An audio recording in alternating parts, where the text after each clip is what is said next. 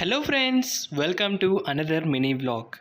ఈ వీడియోలో నేను శివుడు పార్వతి ఒకే లింగంలో దర్శనమిచ్చే ఏకైక క్షేత్రమైన యాగంటి శ్రీ ఉమామహేశ్వర స్వామి దేవస్థానంకి వెళ్ళాను. అలానే కలియుగ దైవం శ్రీ వెంకటేశ్వర స్వామివారు మొదటి పాదం మోపింది కూడా యాగంటిలోనే అని పురాణంలో చెబుతారు. ఇక్కడ వెంకటేశ్వర స్వామివారు బ్రహ్మచారిగా దర్శనమిస్తూ కోరిన కోరికలు నెరవేరుస్తూ ఉంటారని చెబుతుంటారు. ముఖ్యంగా కలియుగానికి సంబంధించినటువంటి బసివయ్య ప్రధాన ఆలయ ముఖమండపమునందు వెలిసి ఉండటము ఈ ఆలయ ప్రత్యేక ఆకర్షణ. సుమారు 90 సంవత్సరాల క్రితము 4 స్తంభాలలోని నందీశ్వరుని చుట్టూ ప్రదక్షిణలు చేసేవారని, నేడు ప్రదక్షిణలు చేసుకోవటానికి ఏమాత్రం అవకాశం లేకుండా నందీశ్వరుడు పెరిగిపోయాడు.